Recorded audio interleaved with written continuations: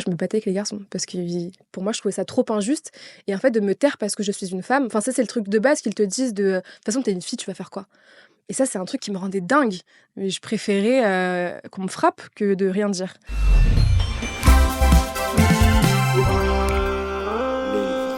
Salut tout le monde, nouvel épisode des Vrais, le podcast où je reçois des personnalités qui me fascinent. Aujourd'hui, mon invitée est une créatrice de contenu, quasiment 100 000 abonnés sur Instagram. C'est surtout une activiste féministe, une baddie engagée, comme elle se décrit elle-même sur sa bio. Et c'est, selon Combini, une des jeunes à suivre en 2025. Mélissa Amneris, bienvenue parmi les Vrais. Merci beaucoup, bonjour. Ça va? Ça va et toi? Ça va super. À l'origine de l'engagement, il y a toujours un grand moment fondateur, une prise de conscience soudaine de l'injustice subie. Toi, à quel moment tu t'es dit que ça allait être dur d'être une meuf? Je pense que je me le suis dit depuis un peu toute petite, mais sans en prendre conscience. Je pense que j'ai été féministe depuis très, très jeune, mais que j'avais pas le mot encore, le vocabulaire pour le définir. Moi déjà quand j'étais petite, j'avais envie d'être un peu un garçon des fois, parce que j'ai l'impression que les garçons, ils pouvaient faire plus de choses. Et déjà, il y avait des choses qui me révoltaient, dès l'école, hein. Les profs, ils disaient à mes parents: «C'est pas possible, Mélissa, elle se prend pour Superman ou pour une avocate». Dès qu'il y avait une injustice, qui me concernait pas du tout, je me levais et j'étais pas contente. Et ça, c'est un truc de garçon selon toi? Non, c'est pas forcément un truc de garçon, mais en tout cas de prendre la parole, j'avais l'impression que c'était un truc de mec. Parce que les filles, on parlait pas trop. Et moi aussi, j'ai grandi dans une culture où, c'était un peu, paradoxal parce que, j'ai des femmes très fortes dans ma famille, Mhm. mais j'ai quand même baigné dans une culture où les femmes, sont plus à la cuisine, qu'au débat à table. Mais moi, ça me faisait toujours plus plaisir, de parler avec eux, mais de faire la cuisine aussi. Du coup, voilà, aujourd'hui, On peut débattre en on peut cuisinant, hein. débattre en cuisine et c'est vrai qu'il y a aussi beaucoup de choses qui se passent, dans les backstage. Mais en tout cas, sur internet, la première chose qui m'a révoltée et j'en ai fait une première vidéo, c'est quand je me suis rendu compte que dans la Déclaration des droits de l'homme de 1789, il n'y avait pas de grand H. Et depuis que j'étais toute petite, on m'avait toujours dit: «Il y a un grand H», enfin déjà, c'est aberrant de dire que homme, c'est homme et femme. Et puis, je me suis dit: «Je vais regarder quand même», parce que je trouvais ça un peu bizarre de se dire: «Bon, c'est trop lointain pour que les femmes aient autant de droits, malheureusement». Et j'ai vu que c'était un petit H et je me suis dit: «Putain, il faut que j'en parle, en fait». Et j'en ai fait une vidéo et c'est là que ça a commencé à prendre. Mais avant ça, est-ce que tu te souviens de la première injustice que tu as subie? Ouais, après, moi, les premières injustices que j'ai subies, c'était surtout en tant que femme, en tant que petite fille, juive, surtout, en banlieue, c'était un peu compliqué. Moi, je me rappelle, dès le CE2, à subir des injustices par rapport à ça, où on commence à aborder la Seconde Guerre mondiale à l'école et je me prenais des réflexions, assez hard comme, Hitler aurait dû tous vous tuer, des choses comme ça. Donc déjà, je pense que dès ce moment-là, je me suis rendu compte que ça allait être compliqué. Et en plus, parce que j'étais une fille, je me rendais compte que me défendre allait être compliqué face à ça. Parce que c'était souvent des garçons, qui étaient plus virulents et violents dans ces propos-là. Et moi, j'avais envie de me battre avec eux. Et on me disait: «Mais t'es une fille, tu peux pas te battre». Donc et je pense qu'un des trucs qui me révoltait le plus quand j'étais petite, c'est de pas avoir la force d'un mec et de pas pouvoir me battre autant qu'un homme, ou en tout cas leur faire mal autant que moi je voulais leur faire mal parfois, mais c'est pas très bien de faire mal, mais quand on est gamin, on a envie de se défendre comme on peut. Et j'ai toujours dit un truc un peu bizarre, mais des fois je me dis: «Heureusement que je suis une femme, parce que si j'avais été un mec, j'aurais peut-être été, trop dans cette, dans cette vengeance-là». Ça se serait traduit comment? Tu me fais Je sais flipper. pas, mais je veux pas savoir. En tout cas, être une femme, ça m'a appris au moins à tempérer un petit peu, parce qu'on est obligé de tempérer. Mais dans la cour de récré, je sais que ouais, je me serais battue, je pense. Pourquoi on est obligé de tempérer? Parce qu'on nous apprend déjà à tempérer, parce que, être une fille qui dit des gros mots, c'est pas joli, parce qu'il faut être, d'abord belle avant de cultiver, sa pensée et voilà, sa philosophie même. Et mon père, il avait raison. Il me disait: «Ma fille, un jour, tu vas finir à l'hôpital, quoi, si tu continues à te battre avec les garçons». Mais pendant l'école, ouais, je me battais avec les garçons parce que pour moi, je trouvais ça trop injuste. Et en fait, de me taire parce que je suis une femme, enfin, ça, c'est le truc de base qu'ils te disent de: toute façon, t'es une fille, tu vas faire quoi?» Et ça, c'est un truc qui me rendait dingue. Mais je préférais, qu'on me frappe que de rien dire. Et c'est un peu ça, une des premières injustices, je pense. Ouais, c'était de devoir me taire parce que je suis une femme et que je peux pas me défendre. Et tu gagnais à la bagarre? Bah, ça allait jamais jusque-là, parce que je pense que les garçons, ils avaient pas l'habitude de voir une fille qui avait autant, une grande gueule. Et j'étais tellement sûre de moi que je pense que ça a avorté tout de suite le truc. Parce qu'en vrai, je devais passer pour une folle, hein, mais j'avais pas peur. Et des fois, ça peut être dangereux de pas avoir peur, mais moi, je pense que ça m'a apporté beaucoup de choses, dans la vie. T'as grandi où? J'ai grandi à Gennevilliers dans le 92 et après à Épinay dans le 93. D'accord. Ouais. donc dans ce qu'on appelle les quartiers populaires, la C'est banlieue ça, parisienne, exactement. d'où je viens aussi. Je suis pas loin, moi, c'est Argenteuil et Saint-Gratien. Ah bah, voilà, bah, j'habite juste à côté, Non, je c'est suis pas vraiment loin maintenant. c'est la voisine aujourd'hui. Ce qui m'intéresse, c'est que tu es né à la fin des années 90. Tu quel âge? J'ai 27 ans. Tu 27 ans. À la fin des années 90, on parlait vachement de la misogynie des quartiers populaires, Ouais. de la société des grands frères. Mmh. Heu, c'est un sujet qui a vachement été abordé, à la fois, médiatiquement, dans la fiction, et cetera. Il y avait la figure de la petite sœur qui était empêchée et qui était souvent d'ailleurs, libérée, émancipée, par quelqu'un qui ne venait pas de ce quartier. Ouais. Et les figures masculines des quartiers populaires étaient vues comme viriles, sexistes, machistes. Hem, Toi, quel a été ton ressenti là-dessus? Bah, moi, pendant très longtemps, je pensais que c'était un peu la réalité parce que c'est ce que je voyais à la télé et aussi parce que j'avais pas de comparatif. Donc quand on grandit que là-dedans, on se dit: «Bah, oui, il y a que ça qui existe». Mais moi, je pense que ça a surtout arrangé les autres, classes. C'est du mépris de classe, hein, on peut pas le définir autrement, de dire: «Bon, bah, il y a des problèmes que là-bas et ailleurs, il y en a pas». C'est faux parce que moi, après, je suis sortie de la banlieue pour faire mes études, je suis partie à Paris et c'est pas beaucoup mieux. Je pense que ça s'exprime différemment avec, d'autres formes de langage, c'est une autre culture donc forcément, cette misogynie est appropriée d'une façon, ils se la réapproprient d'une façon différente. Mais je trouve ça très injuste finalement parce que du coup, quand on est une femme de banlieue qui sort de sa banlieue, on a cette double peine de en fait, tu toutes les injonctions d'une femme et en même temps les injonctions de banlieue où, il y a un peu ce truc-là de qu'est-ce qu'elle veut celle-là? Pourquoi elle vient ici? C'est sûr qu'elle va être vulgaire, c'est sûr que, faut pas trop l'énerver non plus. Bon, c'est vrai, j'ai vu ce que j'ai dit au début, oui, je veux m'énerver, mais mais bon, il y a plein de clichés de violence et cetera et cetera et faut je pense qu'il faut pas le nier parce qu'aujourd'hui, je peux comprendre les gens de classe populaire, de banlieue qui sont énervés face à ce discours-là et qui veulent totalement, du coup, en faire une omerta, mais moi, je voudrais pas, singer la bourgeoisie qui est déjà dans une omerta, Mmh. incroyable et je pense qu'il se passe énormément de choses, mais avec de l'argent, c'est encore plus facile de le dissimuler. Nous, on n'a pas d'argent, hein, donc quand il se passe quelque chose, en général, les avocats, c'est pas eux qui vont nous aider ou la justice non plus, donc ça se voit plus et on a plus envie de le voir parce que ça arrange les gens. Mais il faut pas tomber dans ce jeu-là de dire que ça n'existe pas. Ça existe partout et la société, elle fait pas de distinction. La société, elle est très discriminante, mais pour le coup, en ce qui concerne les violences, surtout la violence envers les femmes, il y en a partout. Et adolescente, c'est quel type de violence que tu subissais? Adolescente, je le vois très vite ou quand je commence à faire ma puberté. Elle arrive très, très vite. Pourtant, j'ai un an d'avance, donc je pensais pouvoir être un peu plus, épargnée par ça. Mais d'un coup, je commence à avoir de la poitrine. Je suis très grande de taille aussi. En quatrième, je fais un 95 c et 1,75 m, donc je détonne un peu par rapport aux autres, filles parce que je suis encore une fille, hein. J'ai 13 ans, du coup, en quatrième, je crois et je commence à voir le regard des garçons.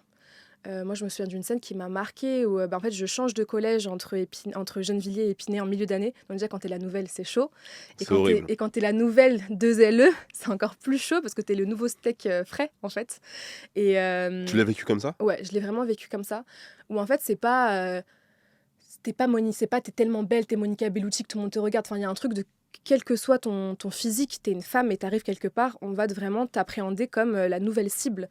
Parce qu'en plus, comme tu parles à personne, c'est un peu plus facile de t'aborder.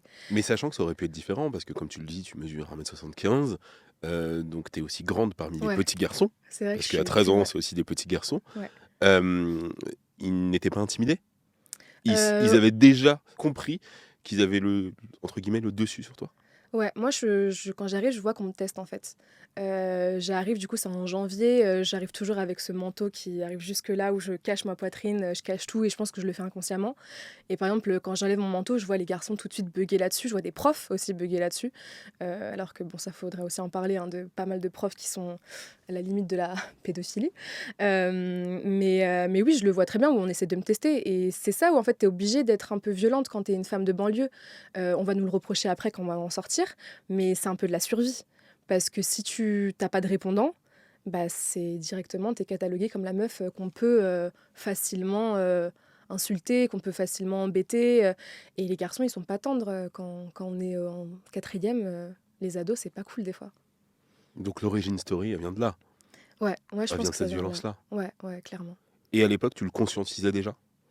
Bah, je me rendais pas compte que c'était pas normal. Enfin, je me rendais compte que je le vivais mal, ça c'est sûr et certain. Dès la quatrième, bah, du coup, ouais, dès que j'arrive à Épinay, beaucoup de rumeurs tournent sur moi. Enfin, les garçons commencent à se dire qu'ils ont sorti avec moi, qu'ils ont fait ci avec moi, qu'ils m'ont embrassé, que machin. Enfin, si je les écoute, on va reprendre les termes masculinistes. J'avais déjà un body count de 50 en quatrième, quoi. Mais c'est Alors que, intéressant ça, parce que pour le coup, on l'a vu malheureusement dans plein de faits divers, ouais, dans les quartiers populaires, la rumeur tue. ouais, clairement. Clairement, et il y a ce truc de t'es la pute ou la nonne. Moi, je l'ai toujours dit comme ça. Après, c'est la madone ou la madré, quoi. Mais en fait, il y a ce truc où t'es obligé de préserver à tout prix ta réputation. Ne serait-ce qu'un bisou, tu peux pas vraiment te l'accorder, ou alors faut le faire en cachette et supplier le garçon de pas trop en parler, parce que la sexualité, elle est prédominante, mais en même temps, elle est hyper taboue. Donc c'est hyper hypocrite. Et dès que quelqu'un va t'assimiler quelque chose, bah, c'est hyper dur de s'en défaire. Et moi-même, après, quand j'étais au lycée, plusieurs années après, j'apprenais des choses qui étaient dites sur moi où j'étais même pas au courant. Alors que mon premier copain, je l'ai eu à 20 ans, tu vois. Et encore, même si j'avais eu mon premier copain à 14 ans, ça regarde personne. Mais je voulais même pas regarder les hommes parce qu'ils m'intéressaient pas. Pendant longtemps, je me suis même demandé si j'étais lesbienne. Après, c'est avéré que non, mais ça m'aurait pas dérangé. Plus que ça, je pense que ouais, le gros problème, c'était ça. C'était de dire je peux être une femme, je peux être grande, je peux avoir une grosse poitrine, je peux être coquette aussi. J'étais ultra coquette, mais sans qu'on m'hypersexualise, et ça, c'est hyper compliqué. T'étais coquette comment, comme peut l'être une petite fille? T'étais fascinée par le rose, les paillettes, c'est ça? Ouais, depuis toute petite, j'adore ça. Toi, éducation genrée à fond. Ouais, bah à fond, mais ma mère, elle essayait quand même de mettre un peu le haut là. Ouais. Je me rappelle, bah ouais, encore dans les années 2000, il y avait encore ça. Et c'était les catalogues de Noël, c'était encore vraiment pour les Les garçons et pages pour filles, les les pages filles. garçons. Et dans les pages filles, il y avait pas mal de trucs, tu sais, pour faire le ménage. Mais ouais! Ouais, il y avait énormément ça. Donc moi, j'avais déjà la dinette, le poupon, j'avais déjà la panoplie, Et la les garçons, tradoie pour c'était le ça. bricolage. C'est ça. Mais moi, je voulais absolument un aspirateur. Il y avait un aspirateur dans ce catalogue-là mais je le voulais trop Attends 2 secondes. Pourquoi? parce que ma mère passait l'aspirateur. Donc je voulais faire un peu. Tu voulais être ta Je pense que mère? tu projettes. Ta mère, t'as envie d'être comme elle. Tu peux pas être comme ton papa parce que tu dis que c'est un garçon. T'as un peu envie de te marier avec ton papa quand t'es une petite fille, mais t'as envie de faire comme ta maman. Et du coup, je voulais absolument ces trucs pour faire le ménage. Et ma mère, elle s'est toujours opposée à ça. Et j'étais triste quand j'étais petite qu'elle Mais s'y tu trouvais oppose. ça cool, gamine, de faire l'aspirateur? Ouais. Parce que moi, j'ai toujours trouvé ça relou. Moi, je trouvais ça cool de faire comme les grandes. Parce qu'elles font ça, les grandes. Elles font Ah, l'aspirateur. faut l'aspirateur. Mais ma mère, elle voulait pas, parce qu'elle me disait, mais non, c'est pas un jeu, le ménage, c'est pas un jeu, c'est pas normal qu'une petite fille elle fasse ça et tout. Et maintenant, je les remercie. Quand j'étais petite, je le voulais trop. Mais en vrai, merci maman de ne pas m'avoir acheté cet aspirateur, c'est aberrant. Ta maman, elle est chilienne, ça? Ma maman est chilienne, ouais. D'origine chilienne, Ouais, et t'as un papa d'origine juif marocain, c'est ça? c'est ça, ouais. D'accord, très bien. Ce qui est fascinant chez toi, c'est que t'as toutes les identités à la fois, Ouais. donc une vraie richesse, mais t'as aussi toutes les discriminations à la fois. Ouais, c'est un peu compliqué, surtout, bah là, on parlait de l'adolescence, c'est compliqué de se trouver dans un milieu. Je pense que la banlieue est aussi. On est très communautariste parce que, comme on veut absolument pas qu'on soit français, on nous demande toujours on vient d'où et on se demande même entre nous on vient d'où. Tu te définissais comment à l'époque sur Skyblog, MSN Messenger, tout Je ça? me définissais pas trop. Ah bon? Ouais, moi, j'avais pas trop Parce qu'à d'étendard. l'époque, c'était vraiment la mode des drapeaux. Ouais, Il y avait des drapeaux en format GIF. ouais. Bah, j'en avais Euh, pas trop du coup parce que j'étais un peu perdue. D'accord. Aussi parce que les Juifs marocains, il y a quand même une histoire assez déchirante avec le pays où moi, ma famille, elle est pas partie par plaisir. Ils Mm. sont partis parce qu'ils ont été chassés, que ça devenait compliqué. Je vais l'éteindre. Ça devenait compliqué pour eux. Et du coup, bah, ils ont toujours été très fiers d'être marocains, mais avec ce goût d'amertume, en fait, de devoir être partis Mm. de façon un peu prématurée ou alors avec des mauvais souvenirs. Donc déjà, il y avait ça. On me disait toujours, t'es juive marocaine, t'es pas marocaine. Déjà, c'est un peu compliqué de comprendre quand t'es enfant. Moi, je me rappelle à un moment donné, à table, je dis, de toute façon, on est des rebeux. Faut pas dire ça comme ça. Enfin, c'est comme un peu les cures des laitures, quoi. Il y a un peu ce rapport Mais conflictuel. toi, ce qui est fascinant, c'est qu'il y a quelques mois, quand on s'est rencontrés dans un autre cadre pour la radio, tu m'as dit, moi, en tant que moitié rebeu, moitié latina. Ouais, parce que maintenant, j'ai envie C'est une de identité que tu réconcilier ça. revendiques aujourd'hui. Oui, en fait, je trouve ça dur de devoir préciser qu'on est juive marocaine, qu'on n'est pas Bien marocaine, sûr. alors que, en vrai, moi, avec tous les Marocains que je connais, on partage énormément. Bon, moi, j'ai pas la chance de parler la langue, mais ma grand-mère parle cette langue-là. Mon Mm. arrière-grand-mère que j'ai connue pendant très longtemps parlait que arabe aussi. On a beaucoup de choses culinaires en commun. Quand on fait les mariages, c'est les mêmes. Et en fait, à la base, on est des frères et sœurs. Et ça, je pense qu'on l'a oublié. Mais mon arrière-grand-mère me rappelait, avant que il y ait les conflits au Moyen-Orient qui fait que les relations entre les juifs et les musulmans se détériorent, en fait, c'était ses frères. Et ils habitaient à côté, et ils étaient super copains et ils vivaient ensemble, quoi. Donc moi, j'ai envie de me souvenir plus de ça. Et oui, je suis marocaine, je suis maghrébine aussi d'origine, et j'ai pas envie que ce soit un gros mot quand on est juif de dire qu'on est maghrébin. Et t'étais perçue comment? Ah, comme la juive, pour le Comme la coup. juive. Ouais, j'étais la D'accord. juive. Parce que le Chili, très compliqué pour les gens de le situer. Souvent, on Mhm. m'a dit: «Ah, t'es chinoise». Non, Chili, chilienne, pas Chine. Après, bon, il y a eu les Coupes du Monde où Alexis Sanchez et tout, ça a fait beaucoup de bien. On est un peu venu dans la lumière. Mais au début, quand j'étais petite, compliqué le Chili. Le Maroc, c'était ce que les gens retenaient que ça. Donc, au début, ils pensent que t'es musulmane. Parce qu'au début, je voulais pas forcément parler de Oui. religion, aussi parce que c'était compliqué, et ma mère me suppliait de le cacher. Et donc après arrive le ramadan, etc. Pourquoi je fais pas le ramadan, hein, hein, hein. Donc on apprend que t'es juive. Et là, c'est plus ça, il y a plus que ça qui reste. Et t'étais pas perçue comme la latina? Non, Parce que pour le coup, ça aurait pu l'être, parce qu'en plus, on est dans les années 2000, donc c'est les grandes années Eva Mendes, Eva Longoria, il y avait le fantasme de la latina. ouais, c'est vrai, non. Ça aurait pu être un stigmate. Ça aurait pu être un stigmate, ça arrivait plus après. Plus lycée. Lycée, fac, là, les mecs, ils commencent à trouver ça trop stylé que tu sois latina, donc ils veulent absolument que tu parles espagnol, et donc les gens retiennent plus ça. Mais comme je t'ai dit, plus petite, les gens, et le Chili, ils savent pas le. Hmm. Peut-être si j'étais colombienne ou brésilienne, les gens auraient retenu, mais le Chili, il y a moins de fame. J'aimerais que tu me parles un peu de cette mère chilienne et cette grand-mère juive marocaine, parce que ça a été des modèles pour toi. Ouais, ouais, clairement, c'est deux femmes ultra indépendantes. Ma mère, elle m'a toujours répété depuis petite: ma fille, tu ne seras jamais dépendante d'un homme. Ma mère, c'est elle qui a plus soutenu le foyer que mon père, parce que elle a eu peut-être, elle a fait plus d'études, etc. Mon père, c'était un peu plus compliqué pour lui. Et j'ai toujours eu du coup ce modèle où chez moi, c'est la femme qui va au travail, c'est la femme qui ramène un peu plus d'argent, et c'est pas forcément, ça n'a pas fait de mon père un moins bon père ou un père plus féminin. Enfin, je me suis jamais posé cette question-là. Mais c'est un modèle atypique dans les années 2000, encore plus. Ouais, J'ai pas les stats en tête, mais ouais, c'est assez clairement. peu courant. C'est assez peu courant, oui. Moi, quand je rentrais, c'était mon père qui venait me chercher des fois à l'école. Il venait à vélo, il venait me chercher. Le mercredi après-midi, c'était lui qui était là. Et ma mère, elle était au travail. Donc, et c'est ce qu'elle m'a répété tout le temps, c'est oui, ne sois jamais dépendante de l'argent d'un homme, parce que l'argent, c'est le nerf de la guerre, et surtout, tu peux être prisonnière quand t'as pas d'argent et t'as pas de quoi partir. Mm. Donc ça, je l'ai toujours eu ancré dans ma tête. Et pareil pour ma grand-mère, où ma grand-mère, c'est cette dame, elle a une grande gueule, elle parle, quand elle parle, tu l'écoutes. Et elle me raconte quand elle part du Maroc, en fait, où elle part du Maroc. Pourquoi? Parce que déjà, bon, elle est fille de rabbin au Maroc, donc c'est l'aînée d'une fratrie de 8, donc elle a quand même pas mal de responsabilités. Fille de rabbin, il y a quand même beaucoup d'injonctions religieuses, et elle décide quand même de porter des mini-jupes, par exemple. Non, elle veut pas porter des mini-jupes, c'est pas ça l'histoire, elle veut porter des pantalons, rien que ça. Elle veut porter des pantalons, et son père lui dit: c'est mort, tu portes pas de pantalons. Donc elle se met à porter des mini-jupes, mais vraiment ras les fesses. Et du coup, son père la supplie de reporter des pantalons. C'était ça un peu son stratagème. Après, pareil, elle suppliait, enfin, c'est même pas qu'elle suppliait, je crois qu'elle menaçait ses grands frères de l'emmener en discothèque. Donc elle allait en discothèque, et un jour elle est en discothèque, et elle danse avec je crois que c'est un Américain. Et après qu'elle finit sa danse, il y a donc un Marocain qui vient, puisqu'ils sont au Maroc, qui lui propose de danser avec lui. Elle dit non. Et là, ce mec-là la gifle.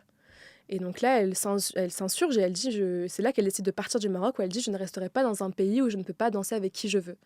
Et je trouve ça dingue, cette phrase, où en fait elle fait ses valises, elle a 20 ans, il n'y a encore personne de ma famille, ils sont tous au Maroc, et elle décide de partir en France. Bon, après, bon, ça suit avec là où ça devient plus compliqué après, donc il rapatrie tout le monde, maintenant j'ai plus personne au Maroc. Mais elle, c'est la première où elle se dit: je veux aller en France, parce que pour elle, la France, c'était signe de liberté, et je trouve ça ouf. Mais donc, t'as le féminisme ancré dans les Ouais, gènes, quoi. ouais, C'est dans un les truc, veines. vraiment, Ouais, c'est fou, c'est ouais, génétique. ouais, clairement. J'aimerais qu'on reparle des quartiers d'où l'on vient. Ouais, Parce que, on l'a dit, il y a des problèmes de sexisme, etc.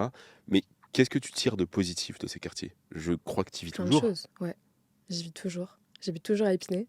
Je suis plus chez mes parents, mais je suis toujours à Épinay. Et je gravite, même si j'ai déménagé, je gravite toujours autour de la zone, parce que c'est ma Pourquoi? zone Parce de que c'est les confort. parents ou parce que c'est la Même pas. banlieue qui, Même pas. Je qui est pense trop importante que pour toi? c'est ma zone de confort, où déjà, j'ai encore tous mes amis qui habitent là-bas. toute ma bande, toute la bande, on date depuis le lycée quand on s'est pas quitté. Il y a mes parents aussi, certes, mais en vrai, je pourrais très bien aller sur Paris. Ma soeur est partie sur Paris, ce serait pas un souci. Mais je suis plus à l'aise parce que j'ai grandi là. Donc, moi, quand je marche dans Paris, c'est moins chez moi que quand je marche à Épinay. Peut-être un peu casanière aussi. Et aussi parce que moi, j'ai pas honte de cette banlieue-là, où elle m'a apporté énormément. Oui, il y a eu plein de choses qui se sont mal passées. Mais déjà, ça m'a forgé une personnalité. Et au-delà de ça, ça m'a apporté une richesse culturelle et une ouverture sur le monde aussi. Où quand on vient de banlieue et qu'on arrive à Paris, nous, on aimait dire on était bilingue. Parce que tu arrives à changer. Je sais pas si toi, c'est un peu pareil, tu Ça, faut vois. que tu le racontes. Ouais, Ça, faut que tu le racontes parce que ça, c'est un truc qu'on sait nous, mais il y a des ouais, gens qui ne sont pas conscients.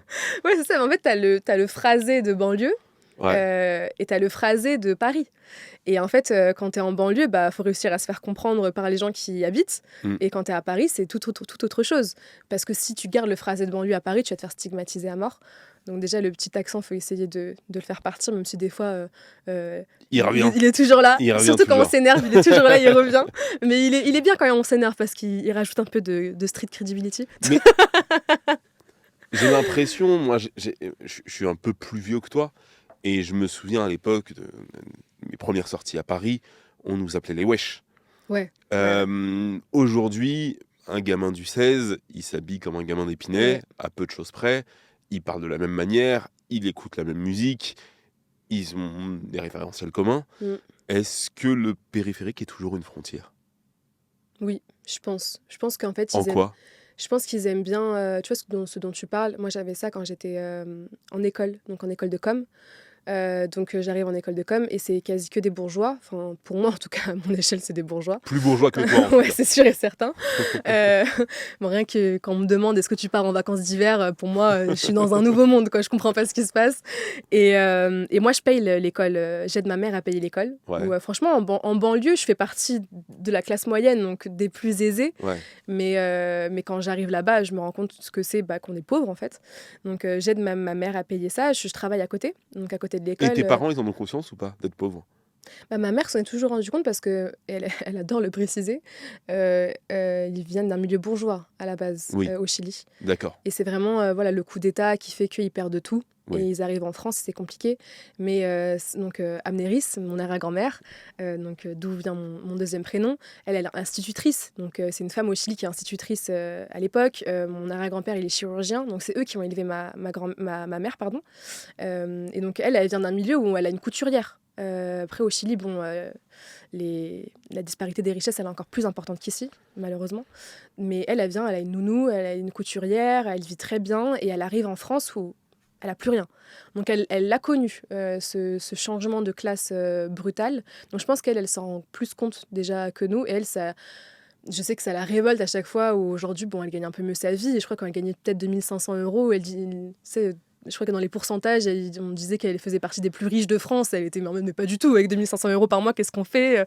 C'est que mon père à côté, c'était plus compliqué pour lui. Il est un peu, il a des problèmes de dos, etc. Donc il peut pas travailler, il travaille à temps partiel. Donc c'est pour ça qu'il travaillait moins. Mais ouais, je pense qu'il s'en rendait un peu plus compte. Il s'en rendait un peu plus compte par rapport de là où il venait, quoi. d'accord. Donc famille déclassée. Ouais, famille déclassée de par le déracinement, quoi. Et du coup, je parlais de l'école. Donc il y avait un mec qui voulait absolument faire le mec de cité, entre guillemets, tu vois. C'était vraiment le truc cool. Donc il portait la casquette. Mais déjà un peu has-been, le mec de cité, ça se voit que ça met du temps à faire, tu vois, la banlieue influence Paname et Paname influence le monde, parce qu'il avait toujours la casquette à l'envers, tu sais, un peu bombé en mode basket américain et tout. Nous, on était déjà passé à autre chose en banlieue. Et il voulait faire le wesh, du coup.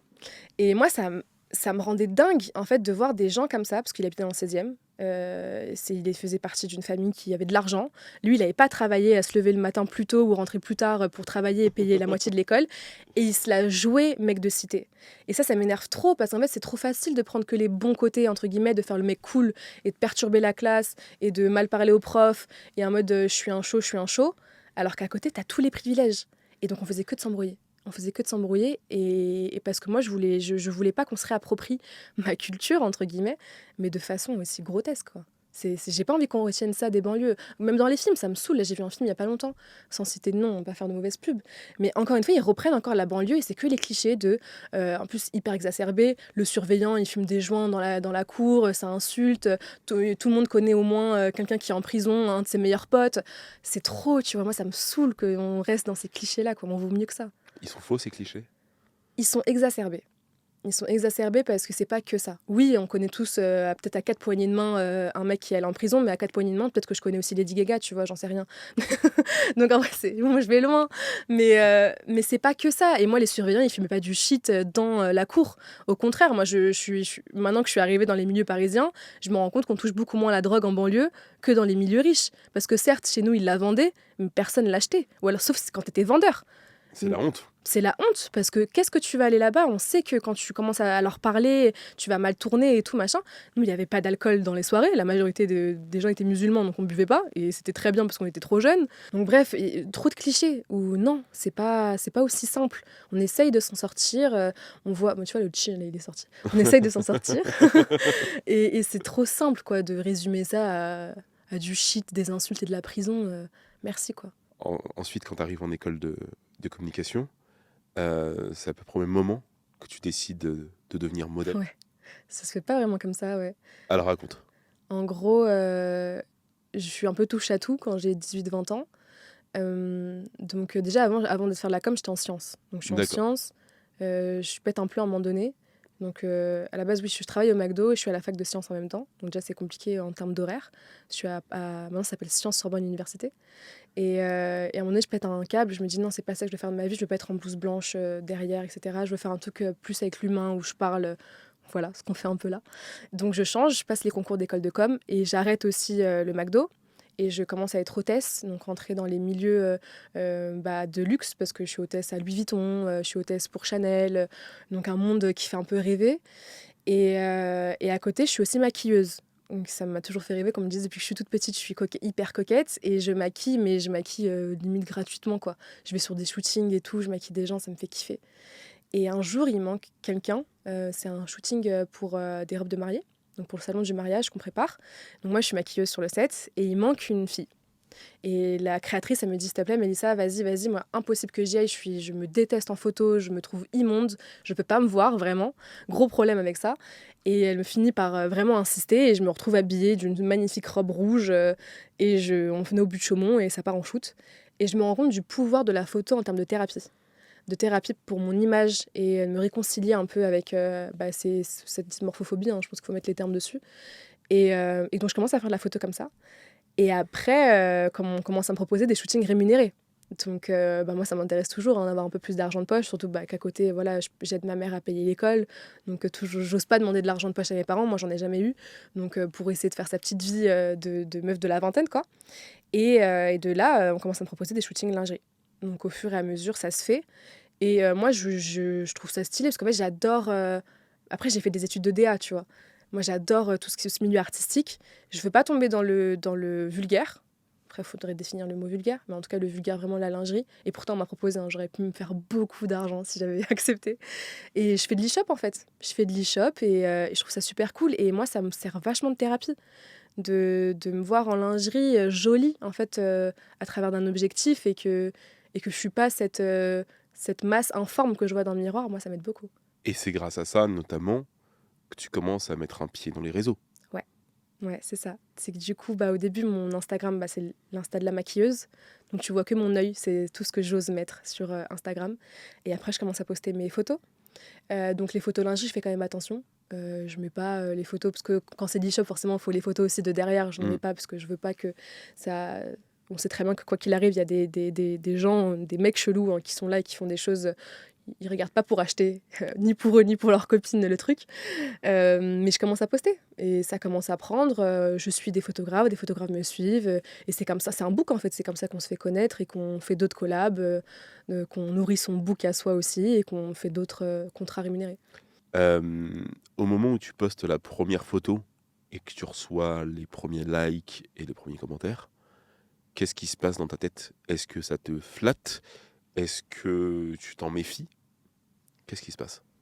Oh, ça me flatte. Je pense le premier abord, on peut pas mentir. Hein. Au début, Le premier vice des réseaux, c'est ça, hein.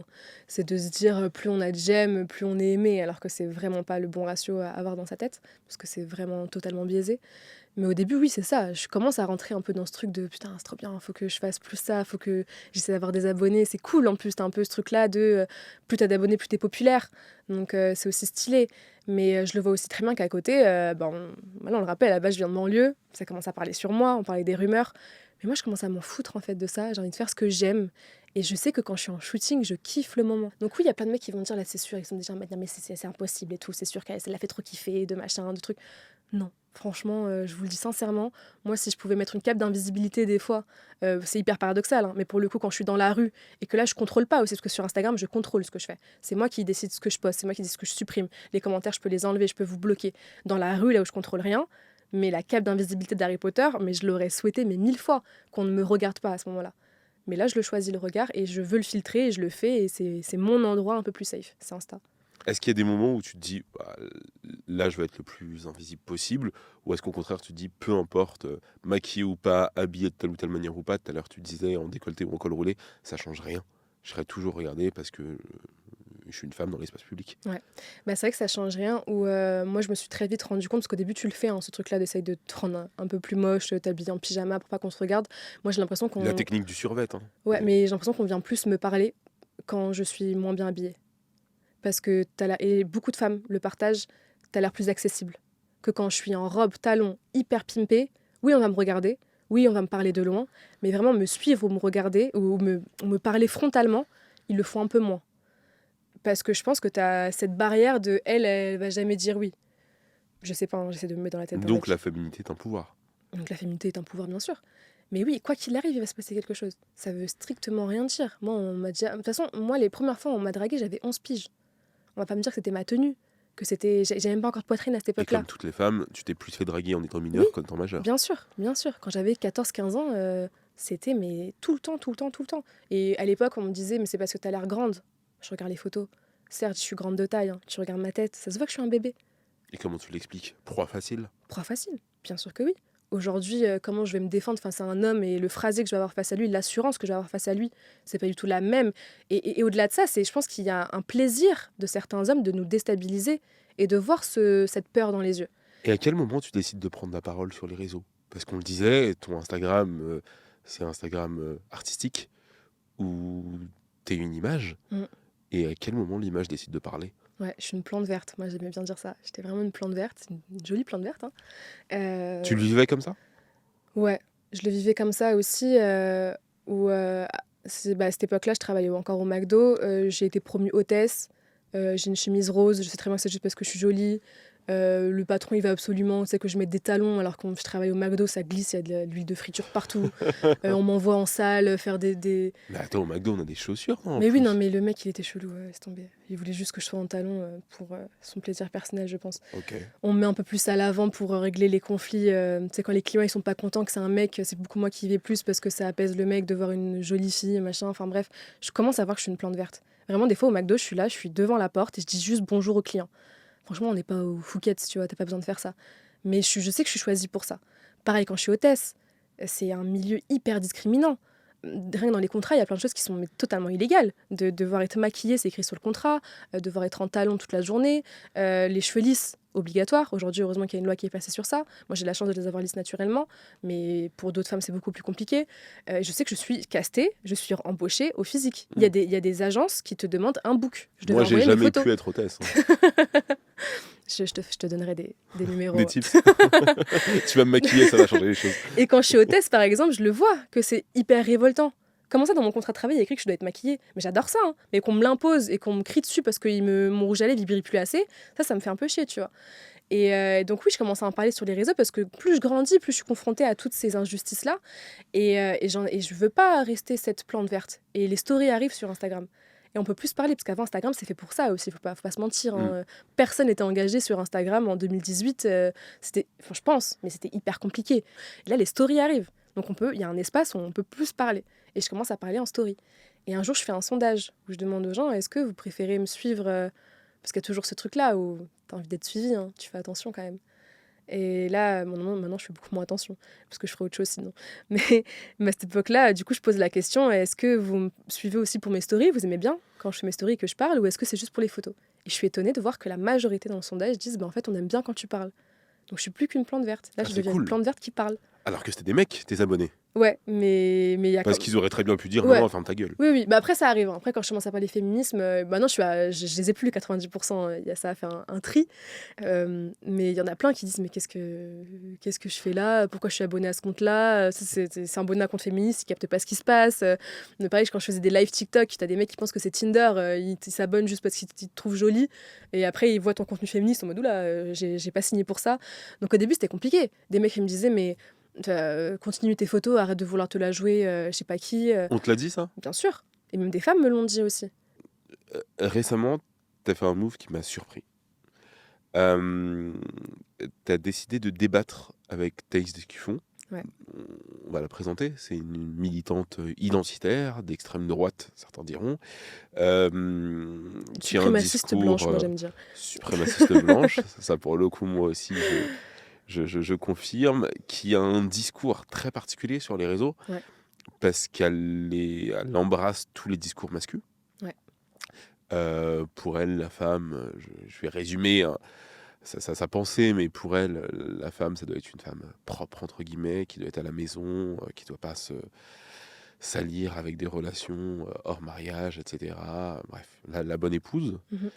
Tu as décidé de débattre avec elle, c'était sur la chaîne YouTube de Carla Gebali, on mettra toutes les infos en description. Pourquoi accepter? Pourquoi accepter? C'est vrai que c'est quelque chose qui a été assez remis en question dans le milieu militant, et je le comprends tout à fait. Et je comprends les interrogations des gens, et c'est bien qu'ils s'interrogent là-dessus. Moi, je pense que il faut amener un discours de contradiction face à ces gens-là. Surtout ces gens-là sur Internet, parce qu'aujourd'hui, avec Internet, les gens peuvent prendre une place telle, c'est pas surveillé. Ils font ce qu'ils veulent, ils manipulent les gens comme ils veulent, ils manipulent beaucoup de jeunes garçons aussi. On le voit hein, avec aujourd'hui hein, des actes terroristes d'incel, on va appeler ça comme ça. La série Adolescence qui le montre très bien. Je pense qu'il y a une génération en danger face aux réseaux sociaux et face à la manosphère. Et en fait, ces gens-là invitent des fausses personnes militantes, des fausses personnes de gauche, des fausses féministes, pour nous décrédibiliser, en fait, et montrer, regardez, de toute façon, ils n'ont rien à dire. Et j'ai jamais vu, moi, Thaïs Descuffon face à quelqu'un sur un plateau, et elle en a fait des plateaux, hein, que ce soit TPMP ou des trucs un peu plus sérieux, etc., la remettre en place. Donc je suis peut-être présomptueuse, un peu imbu de ma personne de me dire que ça va être moi qui vais le faire. Mais à ce moment-là, je me dis oui, je vais saisir l'opportunité et je vais y aller en cheval de Troie. Parce que je sais que quand on m'appelle, on se dit pas que c'est la plus vénère des féministes qu'on va appeler. Je sais très bien que je rentre dans la DA. Voilà, vous le verrez, la DA, c'est pyjama party, c'est très girly. Et ça les arrange que je sois cette baddie engagée, parce que je rentre dans ça. Et moi, quand j'y vais, je suis sous les radars quand on en parle. Je veux pas, ok, ils veulent qu'on parle que de ça, ils veulent pas qu'on parle d'immigration, ils veulent pas qu'on parle de ci et tout. Moi, je veux rentrer dans l'art. Et c'est ce que je vais faire après. Bon, après, ça va être très coupé dans la vidéo qui est postée sur la chaîne de D'ailleurs, Carla. tu as partagé une version uncut. Uncut. Parce que du coup, ce qui se passe, c'est qu'on fait le débat. Donc, très vite, moi, je sors des fiches, en fait. Je m'en fiche des questions qui vont être posées sur moi. Moi, c'est pas une interview sur moi. J'ai fait une veille pendant plusieurs jours sur Thaïs Descuffon. J'ai parlé à des amis à moi aussi, notamment une femme noire qui s'appelle Christa Van Gogh qui m'a aidée parce que je voulais aussi avoir l'avis d'une femme noire sur ce discours de suprématie blanche. Je voulais passer des messages que des personnes ne pouvaient pas passer parce qu'ils n'avaient pas le micro à ce moment-là. Et donc moi j'arrive, je pense c'est un tout autre mood que Carla et que Thaïs qui se dit ça va être un truc chit-chat, make-up, Oui, tranquille, tu vois. du débat tranquille. Moi c'est pas un débat tranquille. Toi, t'es venu pour la moi j'ai bagarre. fait mes fiches, je suis venue pour la bagarre, j'ai tout pris, Ah, j'ai décortiqué son site internet. De toute manière, les auditeurs le verront, t'étais clairement là pour la bagarre. Ouais, et du coup je pense que bah, c'est pas ce qu'ils voulaient. Donc, Mais à quoi ça sert la bagarre? ça sert à montrer qu'on ne peut pas... En fait, cette fille-là, elle diffuse énormément de fake news. Et il y a personne, à un moment donné, qui arrive à lui dire non, faut pas dire ça comme ça, non, ça c'est faux, non, tu peux pas dire ça, ça c'est la réalité. Et montrer qu'en fait, ce discours-là, il est démontable. Parce qu'aujourd'hui, c'est trop facile d'avoir des Alex Hitchens, des Thaïs Descuffon, Alex Hitchens, on va le présenter, c'est un masculiniste des réseaux, voilà. un homme noir qui fait tout un tas de discours sur quel doit être le body count des femmes, la valeur des femmes, patati patata. Bref, Voilà. je vous invite ou pas à le découvrir. Ou pas. Mais en tout cas, ces personnes-là capitalisent la valeur de leur discours, surtout sur comment ils vont gagner un débat. Qui est le plus fort? Qui va prendre le dessus sur un tel? C'est pas tant le fond, c'est beaucoup la forme quand tu regardes. C'est parce que c'est cette domination masculine. Donc il y a ce truc de qui va bomber plus le torse, qui va réussir à faire taire l'autre. On n'est pas dans un débat des grosses têtes où on va s'écouter et tout. C'est pas vraiment ça ce qui se passe quand tu écoutes leur podcast et que tu regardes leur live TikTok, etc., etc. Parce que les jeunes, ils sont fascinés par cette image de personne qui fait taire les gauchias, qui fait regarder comment ils pleurent, comment ils machin et tout. Mais nous aussi, on peut faire ça de notre côté. Nous aussi, on peut répondre. Moi, je le ferai pas avec quelqu'un qui veut débattre tranquillement. Mais pourquoi on devrait toujours se taire? Pourquoi on devrait ne pas leur répondre? Je comprends tout à fait les gens qui veulent pas le faire. Par exemple, l'inviter, je le ferai jamais. J'ai un podcast, je Mm. l'inviterai jamais. Je ne lui donnerai jamais la parole. C'est pas moi qui vais lui tendre le micro. Par contre, si je suis invitée sur le même plateau qu'elle et que j'ai l'opportunité de lui répondre et de la démonter et de pas la laisser dire des conneries sur un... Parce que quoi qu'il arrive, elle aurait été invitée. Ça n'avait pas été moi, ça aurait été quelqu'un d'autre. Donc moi, je vais pas lui donner une nouvelle plateforme où personne ne va rien dire. Parce que j'ai pas le pouvoir de lui enlever le micro à ce moment-là. J'ai le pouvoir de lui apporter un discours où elle va bégayer. Et c'est ce qu'elle a fait. Et est-ce que tu as reçu des réactions Ouais. suite à ce débat qui a été énormément vu? On est à plus de 200 000 vues à l'heure où on se parle. Est-ce que tu as reçu des réactions de personnes qui étaient plutôt d'accord avec Thaïs Descuffon Oui, sur le principe, bien sûr. qui se sont dit, bah, en fait, tu m'as fait réfléchir? Oui. Ah bon? Moi, tu sais que déjà, j'avais cette malchance, mais cette chance-là d'être suivie par beaucoup d'hommes. Aujourd'hui, je pense que je fais quand même partie aussi des... J'ai quasi un 50-50. Quand je regarde mes consoeurs sur les réseaux, elles sont beaucoup plus suivies par des femmes. Bien sûr. Donc moi, c'est peut-être des fois, c'est dur parce qu'on se prend plus de haine des fois de leur part. Moi, je vois les mecs qui disent des choses horribles. En général, je clique dessus et écrit suivre en retour. Ils me Mm. suivent. Des fois, je fais le choix de pas les bloquer parce que il y en a. Ça fait 2-3 ans, je les vois sous mes commentaires et je te jure que je vois l'évolution de leurs commentaires. Et je te jure que des fois, ils se remettent en question. Et si, en fait, moi, l'entre-soi militant, de parler avec des gens qui sont déjà convaincus, ça m'intéresse pas. Parce que ça va pas faire changer les choses. Donc oui, c'est super d'être sur les réseaux, de rester entre nous, de parler entre femmes, par exemple, c'est très salvateur de comprendre, de s'entraider entre nous. La sororité, c'est un mot que, voilà, que je connaissais pas petite, par exemple, et aujourd'hui, je l'embrasse et je la chéris tous les Mais que tu as jours, toujours vécu. et que j'ai toujours vécu. Mais c'est pas ça qui va faire changer les choses, ou en tout cas trop lentement. Oui, on pourrait faire changer des choses qu'entre nous, mais je sais pas quand est-ce que ça va arriver. Pour moi, il y a une urgence. Et il y a une urgence dans les urnes aussi. Et ces gens-là, moi, je veux les convaincre. Ou en tout cas, c'est pas les fachos ultra militants que je vais faire changer, mais ces gens qui hésitent. T'y crois encore? Ouais, Parce moi, que j'y moi, je crois vais te dire encore. franchement, moi, pour le coup, j'y crois plus. Ouais, J'ai l'impression qu'on est tous enfermés dans nos bulles, ouais. qu'on n'en sortira pas, et que t'as beau dire que cette table-là, elle a des teintes plutôt marron.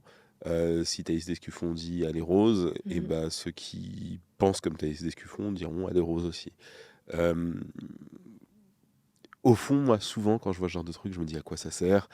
Quand je te vois parler, je sens que tu cherches à parler à des non-convaincus. Mhm. Je me dis à quoi ça sert.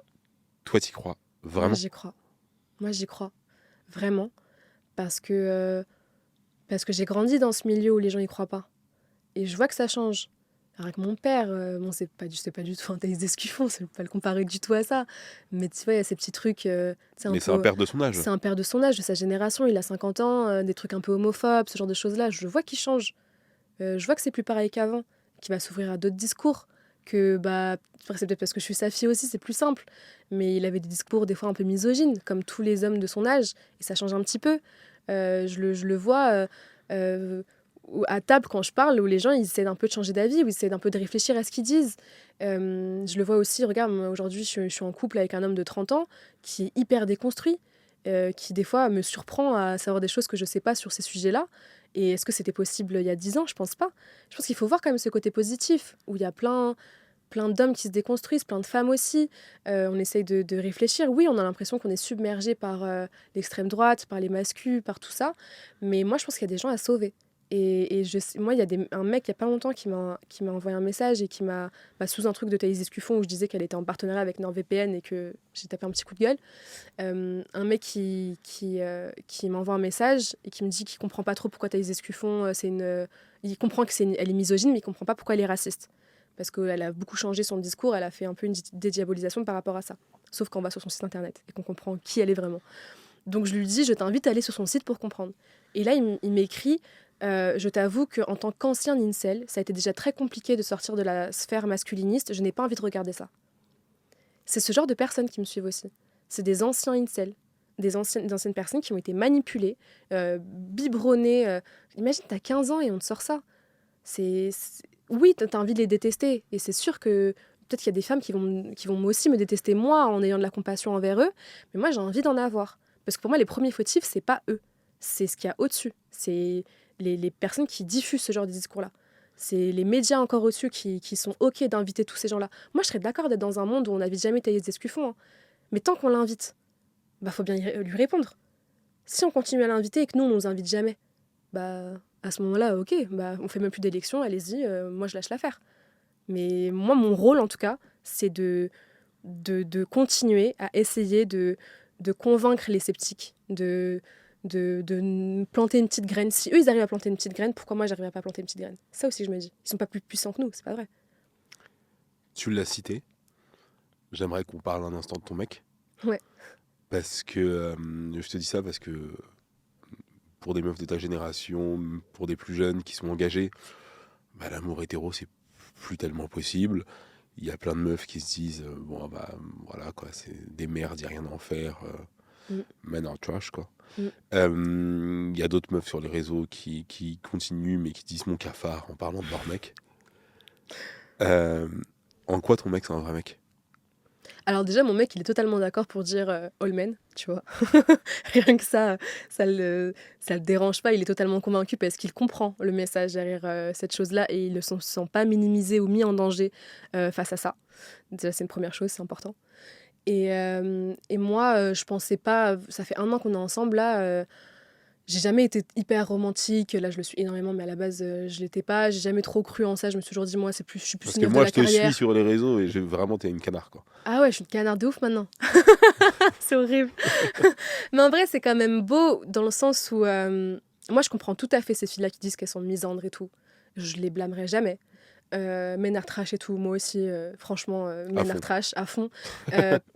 Quand tu comprends c'est quoi le message derrière, Bien quand sûr. tu comprends qu'aussi c'est une réaction face à des traumatismes répétés, tant par des choses que tu vis directement que par des témoignages entendus par tout le monde, toutes les fictions autour de toi, il y en a trop, j'ai même plus assez de doigts ou de pied pour les compter. Donc ça, je le comprends tout à fait. Mais quand il est arrivé dans ma vie, au début, on faisait juste une mission, c'était pas du tout prévu, on n'était pas sur un... Tu vois, c'était même pas un site de rencontre, ou tu vois, aujourd'hui, ça se fait beaucoup. C'était pas du tout calculé, ça s'est fait comme ça, on a commencé à parler. Au fur et à mesure, ça s'est fait.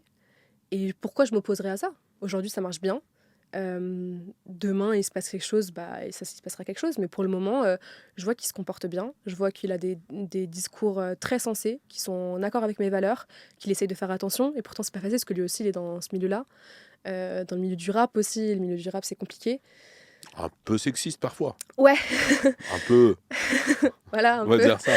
mais tu vois, même venant d'un mec qui vient du milieu du rap et tout, il a des discours hyper éveillés par rapport à tout ce... Bah, ça change. Ça change, ça fait du bien. Ouais. Même si des fois, bon, point et point lié Moi, vis-à-vis c'est de ce son que taf. je disais. Non, mais c'est ce que je disais à des collègues parisiennes qui ont découvert le rap sur le tard. Ouais. Qu'en 20 ans, il y avait énormément de choses qui ont changé quand même. Ouais. Oui, non, c'est sûr que c'est... On a souvent ce débat-là, hein, tous les deux, de savoir est-ce que des fois, est-ce qu'on change la radio à ce moment-là? Il m'a appris des choses sur des rappeurs que je savais même pas, donc maintenant je change encore plus souvent de rappeurs. Après, bon, on pourrait aussi parler de la vérité française. Tu cancelles etc. certains rappeurs? Ouais, j'essaye, ouais. D'accord. Clairement. Et lui aussi, tu vois. Mais ouais, c'est... Mais problématiques ou qui ont des paroles problématiques? Parce que c'est différent. Plus problématique D'accord. dans ce qu'ils ont fait. Ce qu'ils ont Et fait. après, les paroles, moi, j'ai toujours eu du mal. Hein. Moi, quand je te dis, j'étais un peu féministe sans même le savoir. Booba, j'ai jamais réussi à l'écouter. Parce que quand j'étais petite, franchement, ça m'énervait. Premier degré, ça m'énervait, les paroles. D'accord. Après, C'est surprenant, tu vois, j'aurais pas Après, il cru. n'y avait pas que lui. Hein. Il n'y avait vraiment pas que lui. Moi, j'écoutais plus La Fouine et je pense que j'ai pas assez creusé pour voir tout ce qu'il disait. Mais peut-être que j'écoutais plus le côté... La Fouine, il avait d'une certaine manière des paroles égalitaires, quoi. Il disait à la fois va niquer ta Jodda et va niquer ton père. Ouais, voilà. Non, mais surtout qu'il Ouais. avait un peu 2 persos, un perso plus éveillé et un perso C'est vrai qu'il y avait cette dualité, ouais, il y avait cette dualité. Lafouine versus Laouni. Voilà, et moi j'écoutais, je crois que c'est Laouni qui est plus, Laouni, c'est le papa au cœur tendre. voilà, j'écoutais plus, Laouni que Lafouine. Moi, c'était Lafouine. Mais du coup, ouais, Booba, j'arrivais pas. J'arrivais pas, surtout, tu sais, que Scarface qui sort, je crois que je suis fin collège ou début lycée. Il me prend la tête ce truc. Tout le monde, t'es pas bonne si t'as pas de fesses et tout. Je suis sûre, il m'énervait, premier degré, ça m'énervait. Et des fois, j'interdisais les gens d'écouter Booba à côté de moi. Bon, mec, il serait pas content, il adore Booba. Mais c'est compliqué des fois de cancel les artistes juste pour des paroles, alors qu'il y en a déjà tellement à cancel pour des actes. C'est compliqué d'écouter de la musique aujourd'hui. Même ça, c'est compliqué. Et tu passes l'aspirateur aujourd'hui? Ouais, je passe l'aspirateur, mais lui aussi. Merci, Mélissa Amneris. Merci à toi. Si ça vous a plu, n'oubliez pas de vous abonner sur YouTube ou sur votre plateforme d'écoute préférée. Et puis on se retrouve sur Instagram et sur TikTok, vrai.redouane. À très vite.